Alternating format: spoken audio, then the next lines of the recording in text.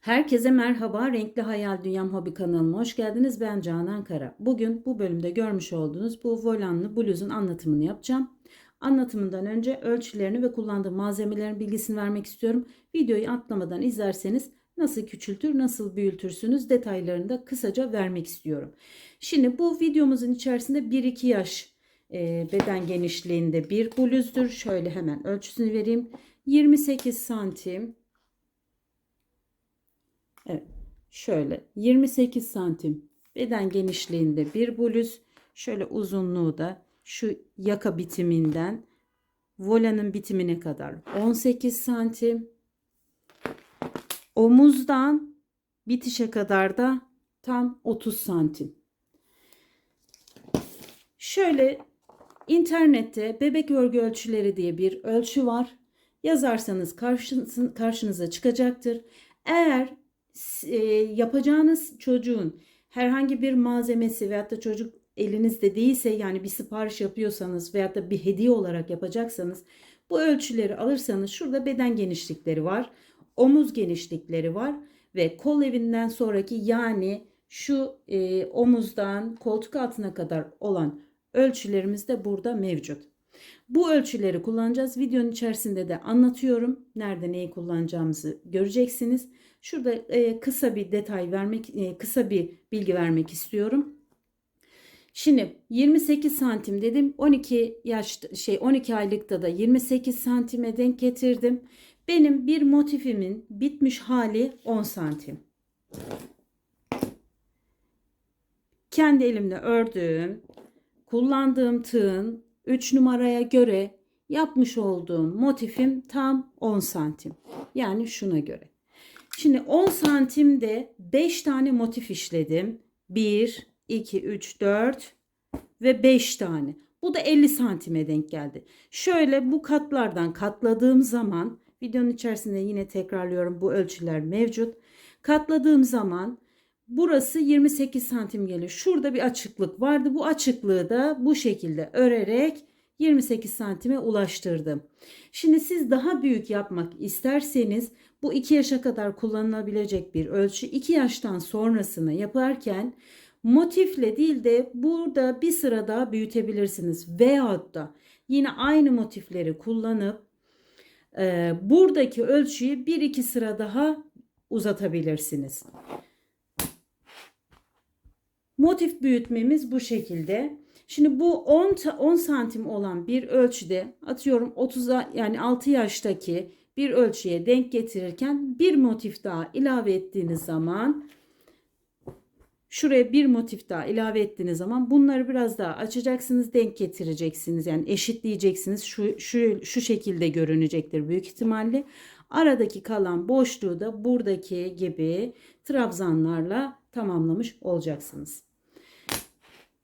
Evet, ölçülerim bu şekilde, büyütmemiz de bu şekilde. Kullandığım malzemeler, ben tığ olarak 3 numara kullandım. Bu 2 numara tığımı da ipleri toplamak için kullandım. Arka tarafta gördüğünüz gibi 1, 2, 3 düğmemiz var. Kullandığım ipler Alize Cotton Gold. Açık krem, yani krem renginde 62, taş renginde 699 ya da 899. Çünkü tam bir çizgi gelmiş üzerine. Açık mavide 40, lacivertte de 389. Bu renkleri kullandım. Ana renkten bir yaşa bir ip yetiyor.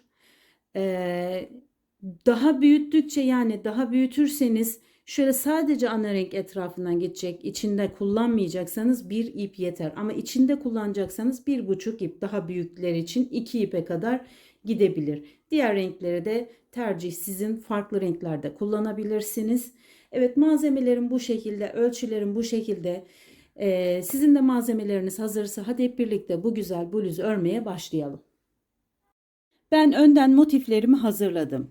Şimdi bir sırada 5 tane motifim olacak. 1, 2, 3, 4, 5. Alt sırada 1, 2, 3, 4, 5 tane olacak. Beşinciyi sizinle birlikte yapacağız ve daha sonrasında birleştirmesini yapacağız. Şimdi ben bu motiflerimi ayırıyorum. Kenarıya alıyorum ve ipimi alıyorum. Şöyle. Şimdi ayrıntılı detaylı anlatacağım. Bilenler muhakkak biliyordur. Bilmeyenler için detaylı anlatacağım. Şöyle sihirli halkayı oluşturuyoruz. Sihirli halkamızı oluşturduktan sonra tığımızı bu halkanın içerisinden geçirip bir zincir çıkarttık ve 1, 2, 3 zincir çektim. Tığ üstümü aldım. Tekrar bu halkanın içerisine batıp ikili trabzan yapacağım. Yani bu ilk 2 tane zincirin içerisinden çıktım. Tekrar 2 tanenin içerisinden çıktım. Bu ikili trabzan. Bununla birlikte şu an 2 tane oldu. 3'e tamamlayacağız. Tekrar halkamıza battık. İkili trabzanımızı yaptık. Arada 1, 2 zincir çekiyorum ve halkamı da şöyle hafif küçültüyorum. Rahat işleyebilmek için. Tığ üstümü aldım. Şimdi 3 tane ikili trabzan yapıyoruz.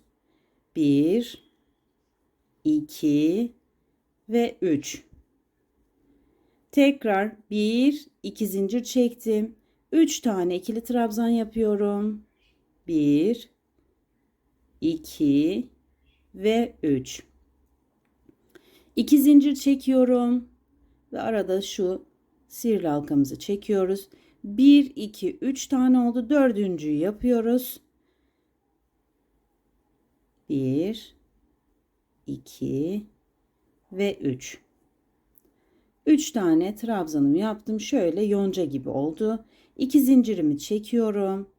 Şu zincir çekmiştim 3 tane. Şunun hemen tepe noktasına batıyorum. Şöyle kaydırmayla bir buradan hemen yanındaki yuvadan tekrar kaydırıyorum ve son yuvaya tekrar kaydırıp sağlamlaştırdıktan sonra ipimizi kesiyoruz. Burayı da iyice sıkıştıralım ve ipimizi arka tarafa alalım. Şu sihirli halkayı sıkıştırıp ince bir tığ yardımı ile bu ipimizi bir kez daha dolayalım, açılmasın. Şu arkadaki halkaların içerisinden şöyle bir tur attırmamız yeterli olacaktır. Ve buradaki ipimizi temizleyebiliriz. Evet. Orta göbeğimizi yaptık. Şimdi ikinci rengimizi alıyoruz. Şöyle tığımızla şöyle dolayıp bir tane zincir çıkartıyoruz. Şöyle sağlamlaştıralım. İpimi arkaya aldığım noktadan başlıyorum ben. İstediğiniz yerden başlayabilirsiniz, hiç fark etmez. Buradan zincirimi çıkarttım ve tek burada da 1, 2, 3 zincir çektim. Şimdi bu yuvaya şöyle 3 tane ikili trabzan yapıyoruz bununla birlikte. Bu 1, 2 ve 3. Arada 2 zincir. Yine aynı yuvaya 3 tane ikili trabzan. 1, 2 ve 3. Bu arada zincir çekmiyoruz. Tığ üstümü alıp hemen yandaki yuvaya batıyorum. 3 tane ikili trabzan. 1, 2 ve 3. Sadece şu köşelerde zincir çekiyoruz. 1, 2 zincir çektim. Aynı yuvaya batıyorum. 1, 2 ve 3 tane ikili trabzan. Bu arada tığ üstümü aldım, zincir çekmiyorum, yuvaya batıp 1, 2, 3 tane ikili trabzan yaptım. 1, 2 zincir çektim, aynı yuvaya 3 tane ikili trabzan yapıyorum.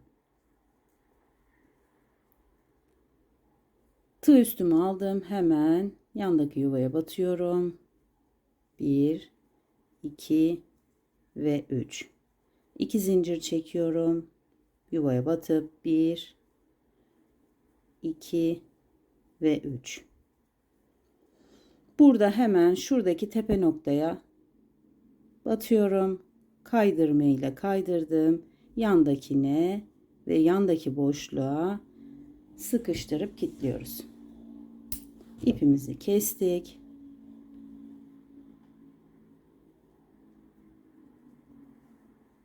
arkadaki ipleri şöyle çekip temizleyebiliriz.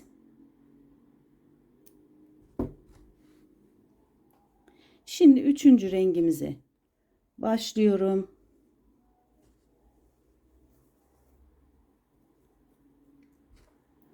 Yine bir tane şöyle zincir çıkartıyorum. Buradan başlıyoruz. Yine aynı alttaki sıralarda olduğu gibi sadece köşe noktalarında çiftli yapıyoruz. Zincir çekiyoruz. Buralarda zincir çekmiyoruz. 1, 2, 3 zincir çektim ve 1, 2 tane ikili trabzan yaptım. Bu zincirle birlikte 3 tane olmuş oldu. 1, 2 zincir çekiyoruz. Aynı yuvaya batıyorum.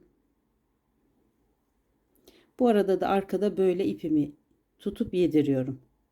1, 2 ve 3 tane ikili trabzanımı yaptım. Şimdi hemen tığ üstüme aldım. Buradaki yuvaya batıyorum. Bu aralarda zincir yok. Sadece köşelerde zincirimiz var. 3 tane ikili trabzan. Köşeye geldim. 1, 2 ve 3. 1, 2 zincir çekiyoruz. Tekrar aynı yuvaya 3 tane ikili trabzan. 1, 2 ve 3. Tığ üstümü aldım. Yuvaya batıyorum. 3 tane ikili trabzan. Tığ üstümü aldım. Şimdi bundan sonrasını konuşmadan şöyle örgümü göstererek devam ediyorum.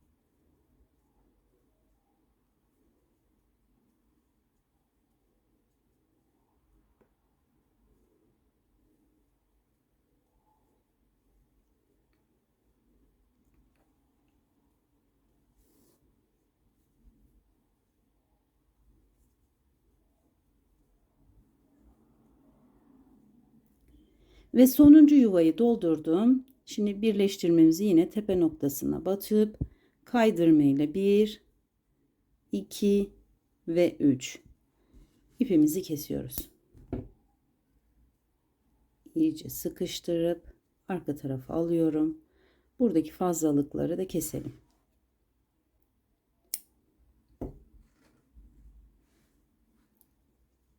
Sonuncu sıramdaki rengimi alacağım şimdi.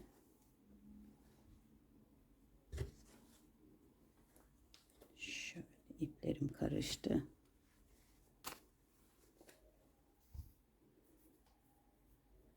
Yine bir tane zincir çıkartıyoruz. Bu yuvaya batıyorum. İpimi de bu iki ipi de arkada yediriyorum.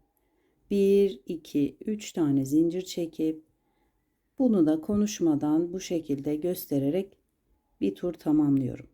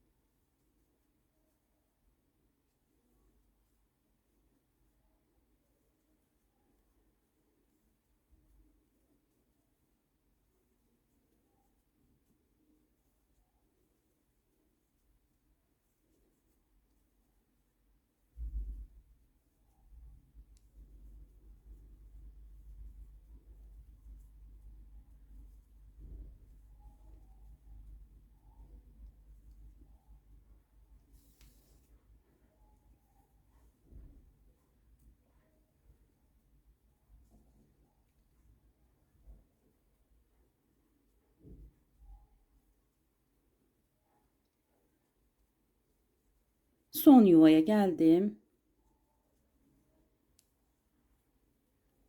3 tane ikili trabzanımı yapıp tepe noktasına batıyoruz. Kaydırma ile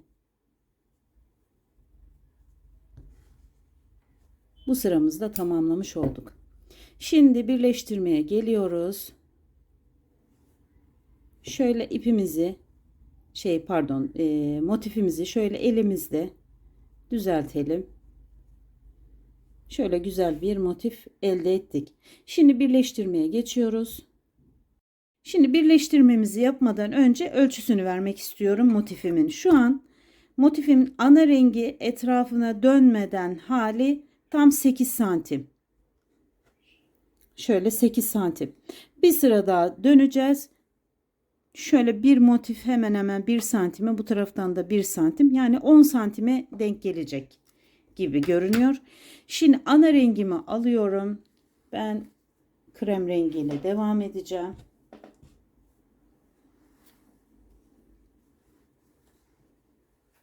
Şöyle ipimi yanıma alayım. Bir tane şöyle zincir çıkartalım. Bunun etrafını nasıl geçtiysek önce bir motifimizin etrafından komple ana rengimizi geçiyoruz.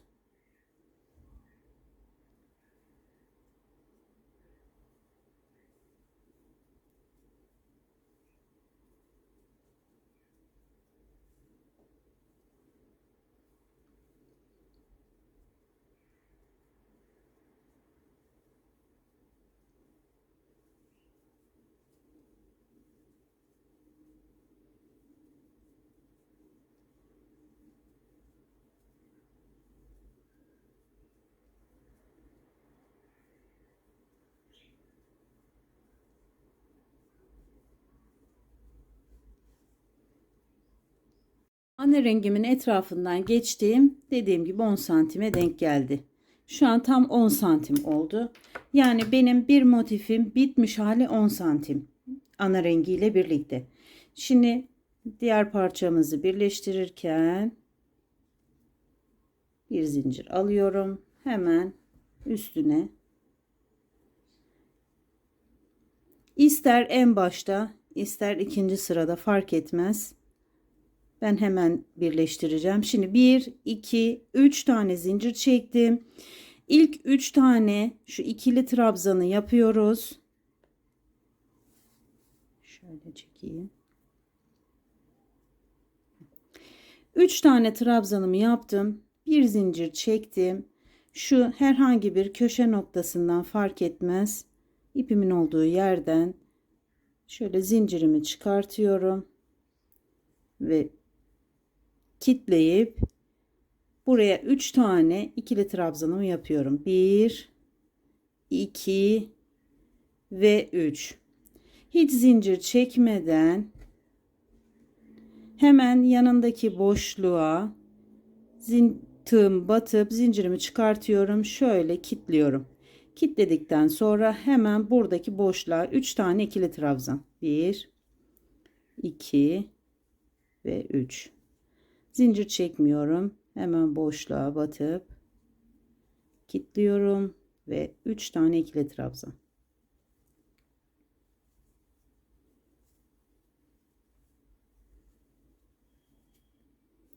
Bu şekilde sırayla buradaki birleştirmemi yapıyorum.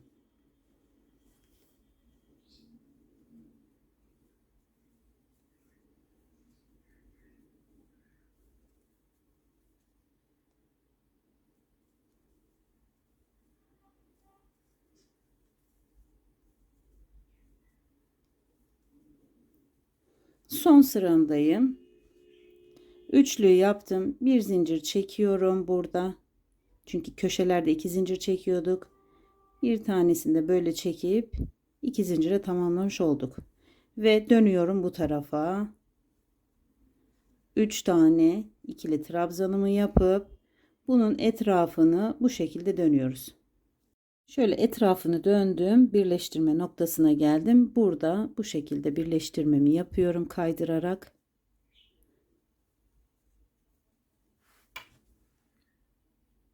İpimi kesiyorum. İpi kestikten sonra arka tarafta bunları yedireceğiz. Şimdi bir tane daha burada köşede birleştirmeyi göstereyim. Daha sonrasında hepsini birleştirip öyle geleceğim. Şöyle bir tane ilmek çıkartıp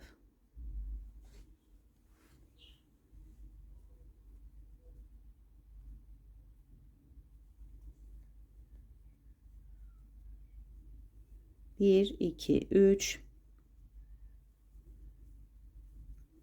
3 tane trabzanımı yapıyorum. Bir zincir çekiyorum. Hemen şu noktadan birleştirmemi yapıyorum.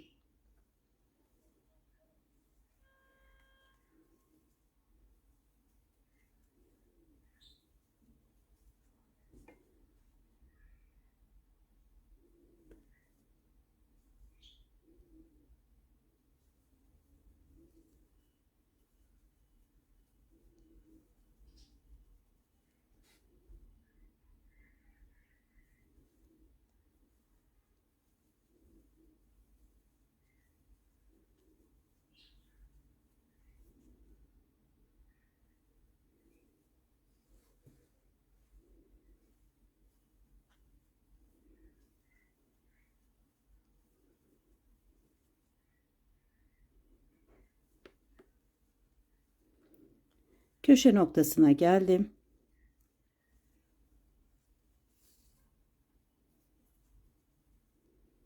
Üç tane ikili trabzanımı yapıp bir zincir çekiyorum. Hemen şu orta noktaya batıyorum. Bu zincirimi buradan çıkartıp bir zincir daha çekip hemen köşeyi yapıyoruz. 1, 2 ve 3. Şimdi bu tarafa doğru dönüyorum.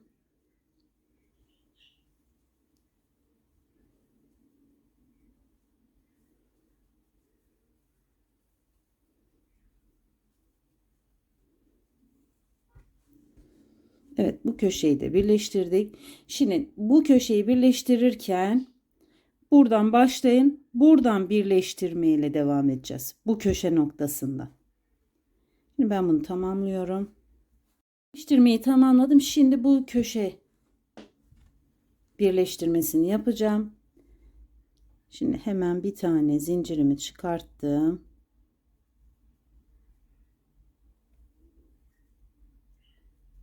İlk 3 tane ikili trabzanımızı yapıyoruz. Bir zincir çekip buradaki köşeyle başlıyoruz.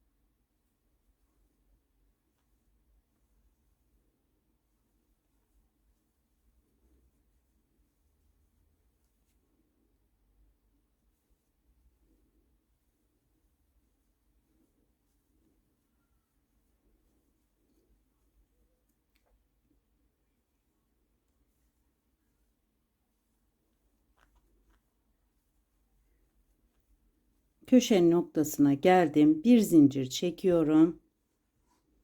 Bu orta noktaya batıyorum.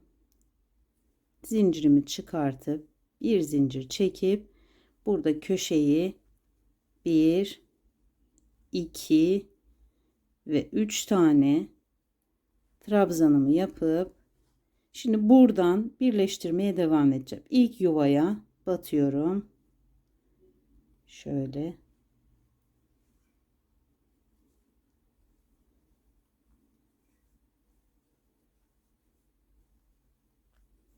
Şimdi bütün sırayı tamamlayacağım. Diğerlerini de birleştireceğim. Son birleştirme ipim şu köşede kalacak. Onu da kesmeyeceğim. İpimiz şu köşede kalacak şekilde birleştirmemizi yapalım.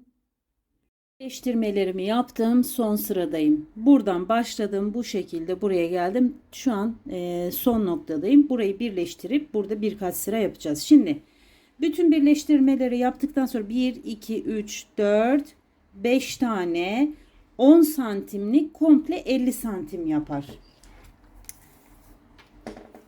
Şöyle.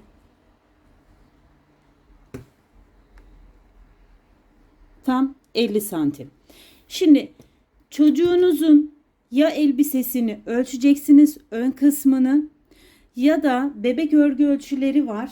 Bebek örgü ölçüleri sayfasından da şöyle beden ölçüleri var. Bakın beden genişlikleri var. Buradaki beden genişliğine göre yapacağız. Şimdi ben bunu 50 santim ikiye katladığım zaman yani tam katlarsam 25 santim olacak. Şöyle arkada da düğme için bir iki sıra bırakacağız. Üst üste gelecek. Şöyle yaparsam 25 santime denk gelir bu şekilde.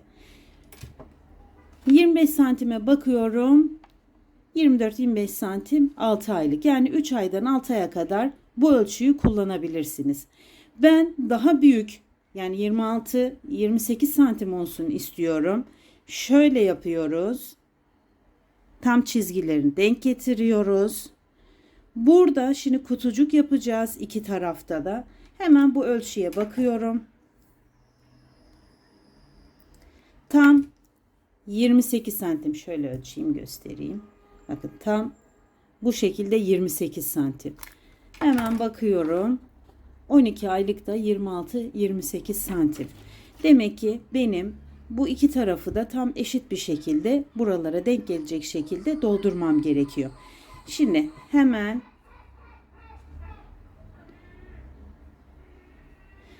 şurada diğer yaşlarda da aynı şekilde bakın 28 santim ona geldiyse bu arkayı daha da açmaya gerek yok. Bir kutucuk daha yaptığınız zaman onu hani 6 aylıkta nasıl gösterdim daha yakın yaparsınız. İşte 2 yaşta 4 yaşta 32 santim yani çok büyük fark yok aralarında ikişer ikişer gidiyor. Bu şekilde bir tane kutucuk yaptıktan sonra şuradan böyle bu şekilde genişleterek büyütebilirsiniz. Şimdi hemen birleştirmesini gösteriyorum. Birleştirmesini yaptıktan sonra şöyle kaydırmamızı yapıyoruz. İpimizi kesmeden 1, 2, 3 zincir çektim. Buraya hemen 3 tane ikili trabzanımı oluşturuyorum. 1, 2 ve 3. Zincir çekmeden yan kutucuğa 3 tane dolduruyorum. Bu şekilde sıra sonuna kadar dolduruyoruz.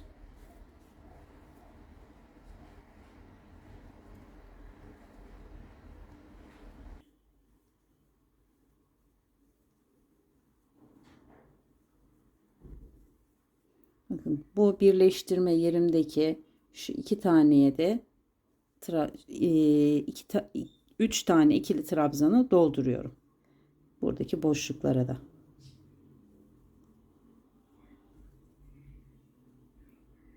Bu şekilde.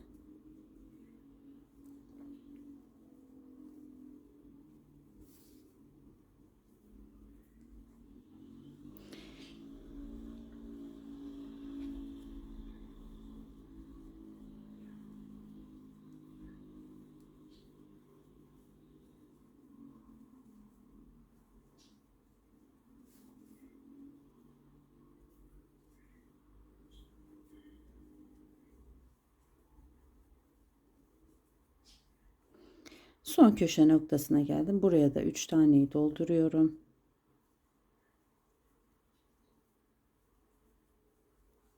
Şimdi 1, 2, 3 zincir çekiyoruz. Ve bu sırayı sayıyoruz ki eksilme olmaması lazım. 1, 2, 3, 4, 5, 6, 7, 8, 9, 10, 11, 12 tane şöyle kutumuz var. Tekrar 1, 2, 3, 4, 5, 6, 7, 8, 9, 10, 11, 12 tane kutu var. Dolmuş. Hemen 3 zinciri çektim. Tığ üstüme aldım. Buraya batıyorum.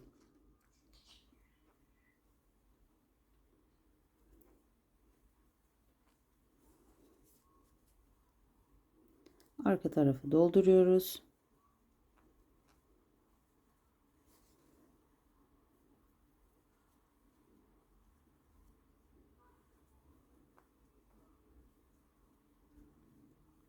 Sıramı tamamladım arka taraftan. Şimdi altta 1, 2, 3, 4, 5, 6, 7, 8, 9, 10, 11, 12 idi. Üst sırada 11 olur. 1, 2, 3, 4, 5, 6, 7, 8, 9, 10, 11.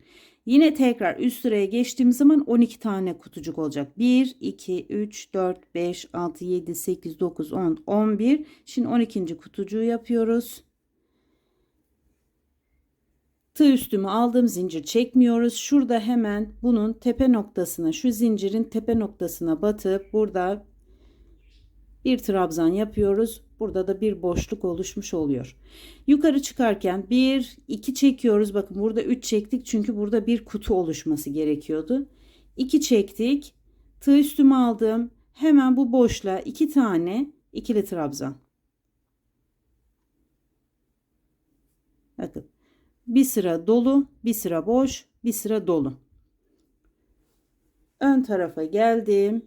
Şimdi bu sırayı tamamlıyoruz.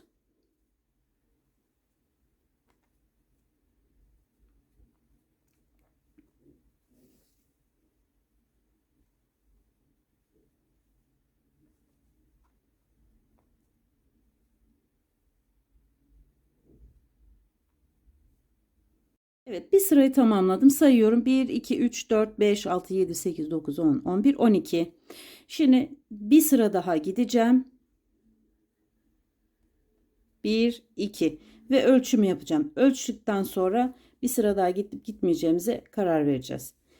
1, 2, 3. Burada dönüşte bir kutu oluşturmam gerekiyor. O yüzden 3 çekiyorduk.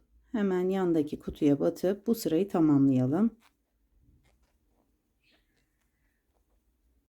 Buradaki sıramı tamamladıktan sonra benim istediğim ölçüye gelip gelmediğini anlamam için ne yapmıştım? 28 santim olacaktı benim, bir yaşa göre yapıyordum. 28 santime denk getirdim mezuramı ve üstüne koydum. Hemen buraya bakıyorum, ilk parçam kaç santim olmuş.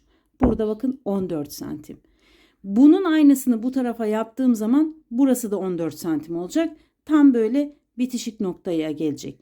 Düğme yapmam gerekiyor üst üste gelmesi için. Eğer bunu böyle yaparsam bir sayı, yani bir santim kaybetmiş olacağım. O yüzden demek ki benim bir sıra daha buradan yapıp bir sıra da buraya ilave ettiğim zaman istediğim ölçüye geleceğim. Yani 15 santime denk getireceğiz, ikisini de üst üste koyduğumuz zaman 28'e tamamlamış olacağız. Şimdi diğer ölçülerde de aynen bu taktiği uygularsınız. Ben bir sıramı tamamlıyorum. Burada ipimi kesip buradaki sıramı aynı bu şekilde tamamlayıp geliyorum. İki tarafında motiflerini, yani örgüsünü tamamladım karşılıklı.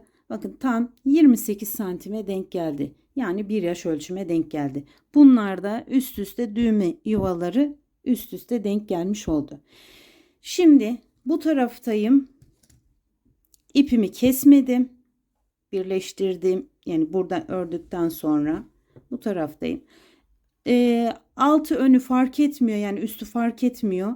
Hangi tarafta kaldıysa ipimiz orası yaka kısmı olarak kabul edebiliriz.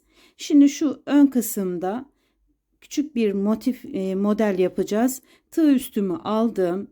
Hemen şuraya batıyorum ve üçlü trabzan yapıyorum. 1, 2 ve 3. Üçlü trabzanımı yaptım. Bu şekilde bu yuvaya toplamda 6 tane, pardon 7 tane üçlü trabzan yapacağız. 1, 2, 3, 4, 5, 6 ve 7. Bu yakadaki deseni yapmak istemezseniz bir sıra sık iğne geçebilirsiniz. Hemen bakıyorum nereye denk geliyor, buraya denk geliyor, buraya batıyorum. Şöyle kaydırmayla kaydırıyorum ve burada bir daire oluşturmuş oldum. Şimdi buraya batıyorum.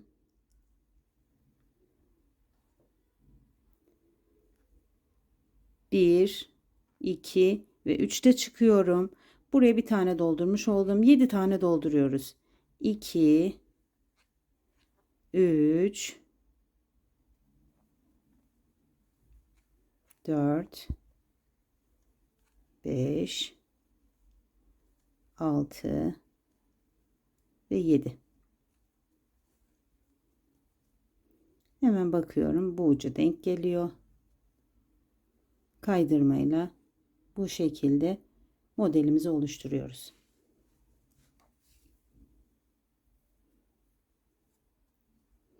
Uçtan uca. Bunun da ucuna denk getirmiştik. Yine buraya getiriyorum. 1 2 3 4 5 6 ve 7. Hemen bu orta kısma batıyorum. Kaydırmayla kapatıyorum. Yani şu üçlü trabzanlarımızın tam orta kısmına batıyoruz. Bir dolgu,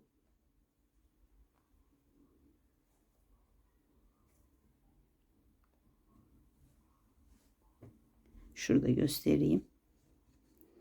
Bir dolgu, bir birleştirme, bir dolgu, bir birleştirme şeklinde böyle sıra sonuna kadar gelelim.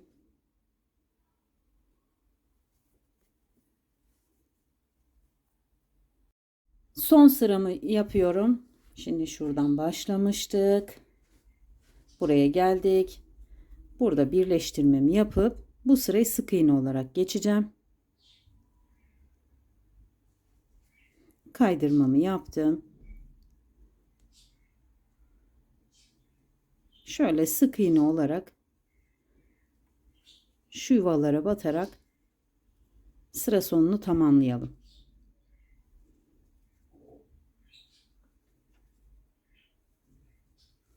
Yani şu uca kadar böyle sık iğne olarak devam ediyoruz.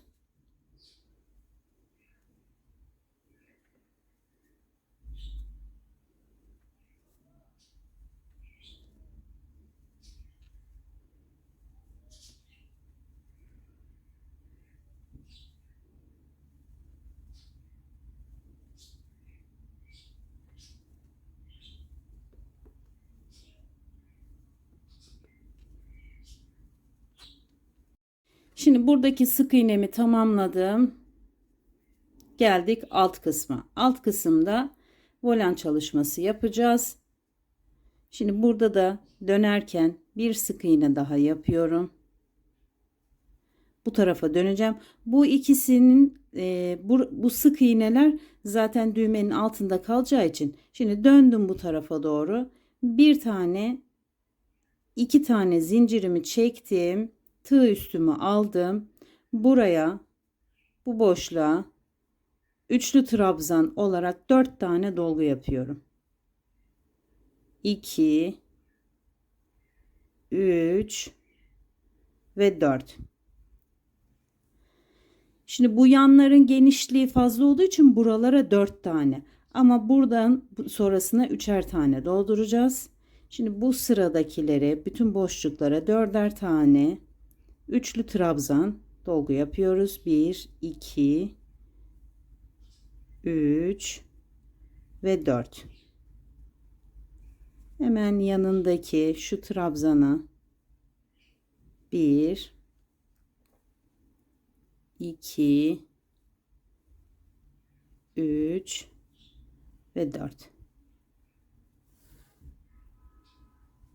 Evet. Hemen yanındaki boşluğa 1 2 3 ve 4. Şuraya da dolduruyoruz.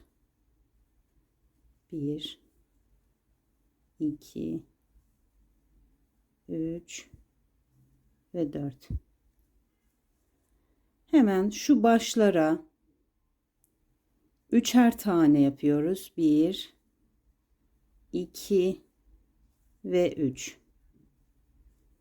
Şimdiden sonrası gittikçe marullaşmaya başlayacak.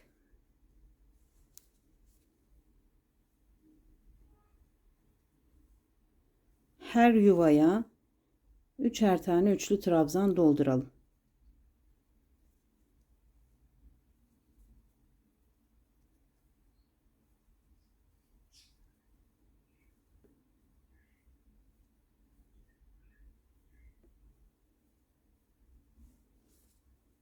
Şu trabzanların başındaki yuvalara dolduruyoruz.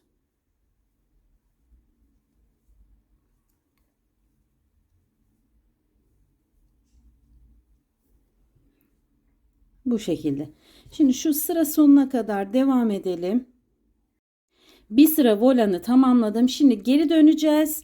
Bunu 3 sıraya tamamlayacağız.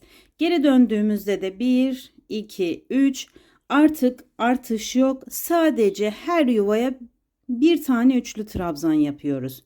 Bu şekilde. Her yuvaya bir tane.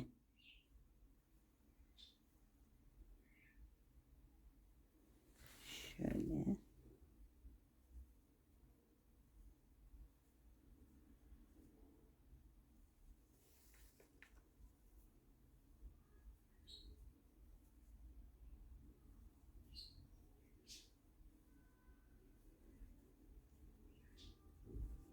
Şimdi her yuvaya buradan bir sıra, bir de ön taraftan tekrar bir sıra daha gelip buradan sonra da şurayı sık iğne olarak devam edeceğiz.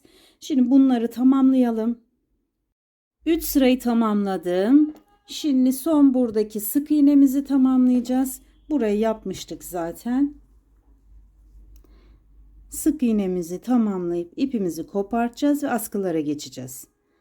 Şimdi şu köşedeki 1, 2, bir tane boşluğa 1, 2, bir tane boşluğa derken bu şekilde bu alttaki volanları yapmış olduğumuzun sık iğnesini buraya bu şekilde geçiyoruz.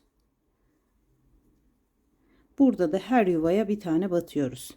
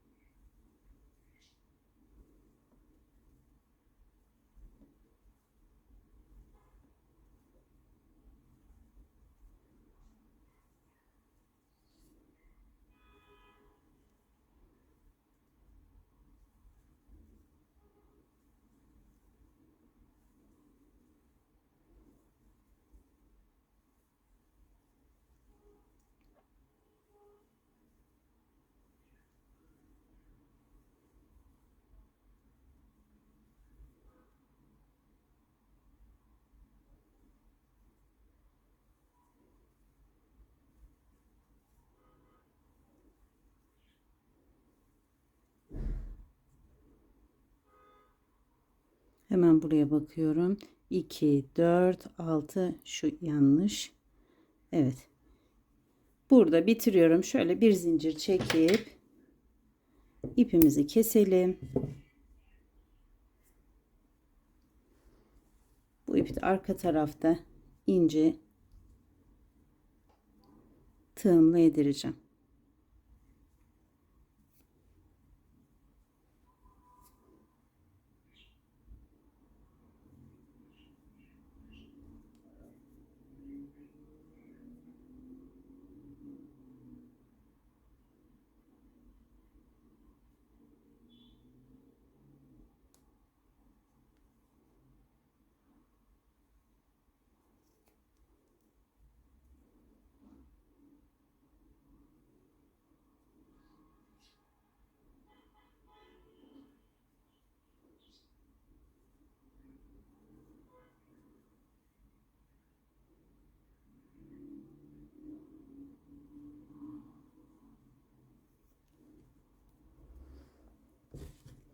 Fazlalık ipimi kesip şimdi askılarına geçeceğiz.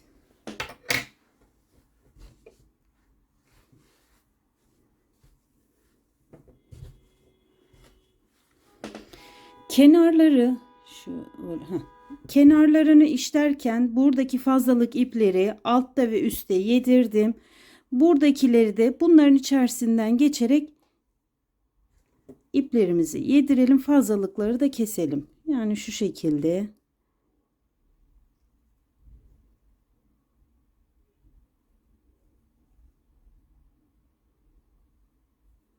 Çıkmayacağına emin olduğunuz şekilde gezdirin ipi.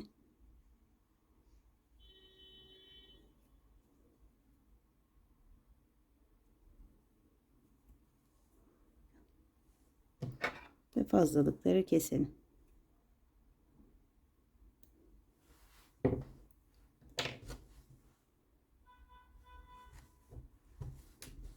Şimdi diğer ipleri ben daha sonrasında yedireceğim. Şöyle elle düzeltelim. Hafif ılık bir ütüyle de ütüleme yaparsanız çok muntazam duracaktır. Şimdi şöyle ayarlamamızı yaptıktan sonra ön tarafını şöyle çevirelim. Çocuğumuzun göğüs kafesine göre ayarlayacağız. Biraz koltuk altına bırakacağız. Şu tamamen öne de gelmeyecek. Yani şu şekilde, benimki 1 yaş olduğu için 28 santim biliyorsunuz. Şurada koltuk altında şöyle bir pay bırakacağım. Burada da böyle. Bu kısımda yani şuradan itibaren, buradan itibaren şuraya kadar, çok da öne gitmek istemiyorum. Çünkü buradan alırsam sanırım burası çok dar olacaktır. Şuradan itibaren de alabilirim. Şöyle ya da biraz daha iç kısımda. Şimdi onun bir ayarlamasını yapayım ben. Şimdi ben 12 aylık yani 1 yaşa göre ölçülerini yaptım. Şimdi beden genişliğimiz 28 santim olarak yapmıştım. Şöyle koyduğumuz zaman 28 santim. Benimki de 12 aylıkta 28 santim. Burada omuz ölçüsüne bakıyorum. 12 ayda omuz ölçüsü, şu omuz ölçüsü 4-5 santim. 2 omuzda 4-5 santim, yani 5 santim olarak alacağım. 2 omuzda 10 santim yapıyor toplamda ön kısımda. 28'den 10'u çıkartıyorum. 18 santim kalıyor. 3 santim de kol altına ön taraf için veriyorum. Yani bakın 3 santim bu tarafta, 3 santim de bu tarafta verince zaten 6 santimlik kol altını yeterli olacaktır. 3 buradan, 3 buradan verince 6 santim. Geriye kalıyor 12 santim. Yani tam göğüs kafesinde 12 santim yeterli olmuş oluyor. Ne yapıyorum? O zaman 3 santim buradan alıyorum. 5 santimde burası diyorum. Yani benim şu kısımda askı yapmam yeterli olacaktır. Siz de büyüttüğünüz zaman ister göz kararı ya da çocuğunuzun üzerine ölçerek yapabilirsiniz. Eğer yoksa da buradaki ölçüleri alarak, buradaki ölçülere bakarak yapabilirsiniz. Şimdi hemen askıya geçelim. İpimi alayım.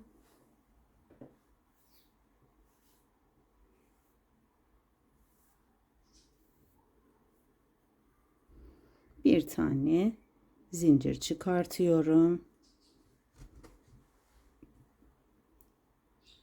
Şimdi askının kalınlığını ister 3 trabzanlı, şuradaki boşluklardan alacağımız için bak 1 2 3, benim almam gereken şuralar, şu noktalar. Hemen bunun arkasından şu şekilde batıyorum. Ve burada 3 zincir çekiyorum. 1, 2 ve 3. Buraya 3 tane ikili trabzan yapıyorum. Bir tanesi bu. 2 ve 3 tane trabzanımı yaptım.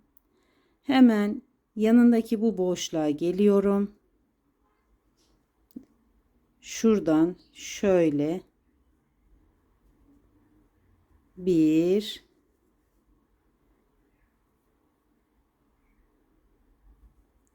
2 ve 3. Hemen bakın buradan buradaki boşluğa geliyorum.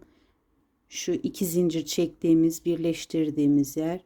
Buraya geliyorum. Buraya da üçlü 2 tane ikili 3 tane trabzan yapıyorum. 1 2 ve 3. Üçlü. Şimdi benim 2 yaş olduğu için daha kalın yapmama gerek 1 yaş olduğu için daha kalın yapmama gerek yok.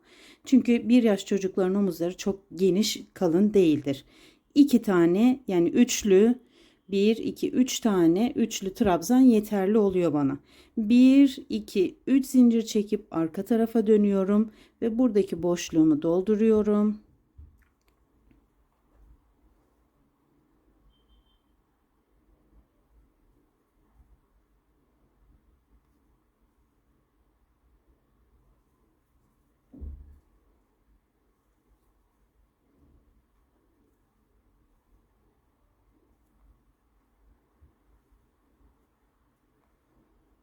Ve hemen yanındaki boşluk.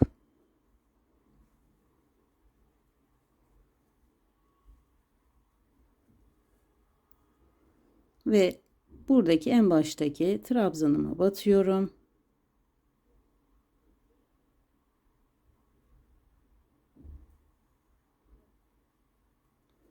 Bir, iki zincir çekip ön tarafa dönüyordum. Buradaki boşluğa 2 tane ikili trabzan yapıyorum. Zincir çektiğimle üçlemeyi yapmış oluyorum. 1 2 3. Bu şekilde askımızın istediğimiz uzunluğa gelene kadar örüyoruz.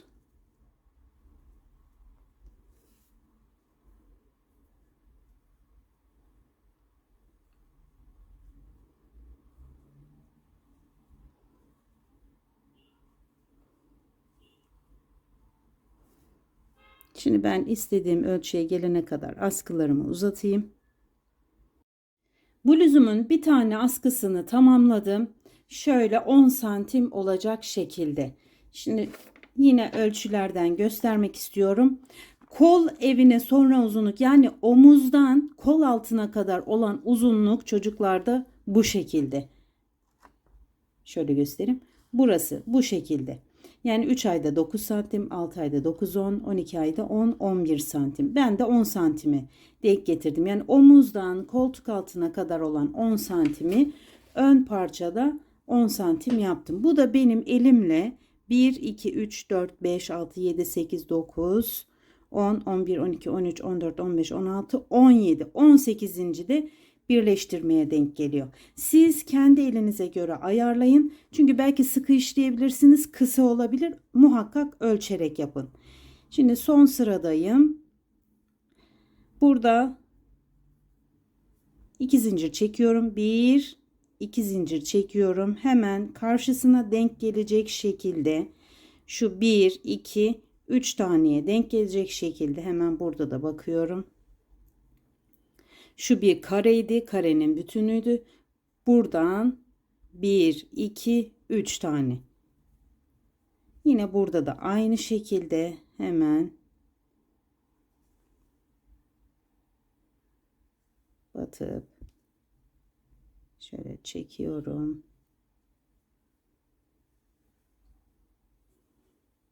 Şöyle dikkat edin ki dönmesin. Hemen boşluğa 3 tane ikili trabzanımı yapıyorum. Ve geliyorum buradaki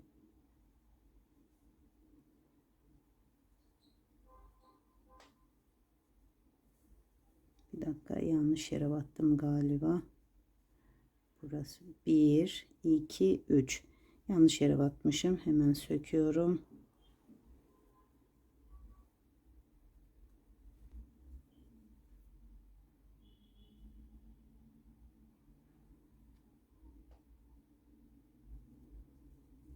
Buraya batmam gerekiyordu.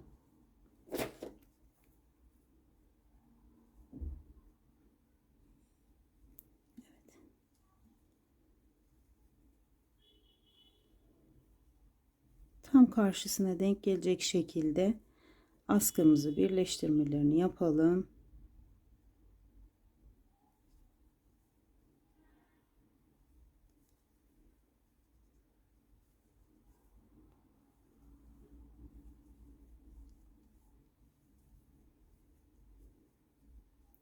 Ve sonuncu yuvaya batıyorum.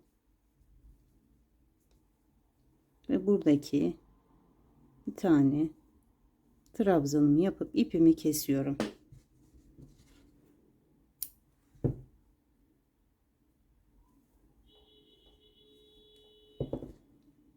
İnce uçlu tığımla burada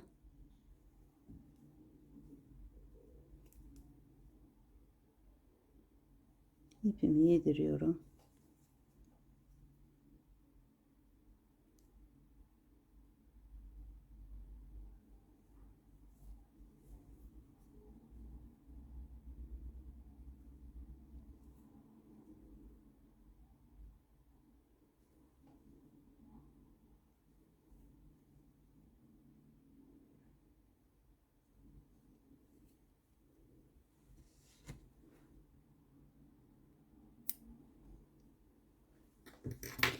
Düğme yerlerimiz, askıyı tamamladık.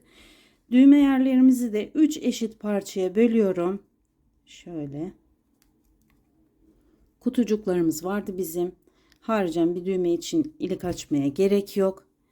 Şu kutular şuradan itibaren şöyle 3 eşit parçaya bölün. 1, 2, 3, 4, 5, 6, 7, 8, 9, 10, 11 tane var. 3 eşit parçaya bölün. Tam karşılığına denk gelecek şekilde. Bundan sonra da dikişlerini yaptıktan sonra düğmelerin ilk sıradakini yuvaları kullanıyoruz. Ve düğmelerini de bu şekilde yapmış oluyoruz. Evet, bir bluzumuzu da, bir videomuzu daha doğrusu tamamlamış olduk. Umarım beğenmişsinizdir. Bir başka etkinlikte tekrar görüşmek dileğiyle, sevgiyle kalın, hoşça kalın. Bu arada videolarımı beğenmeyi de unutmayın. Tekrar görüşmek dileğiyle, sevgiyle kalın, hoşça kalın.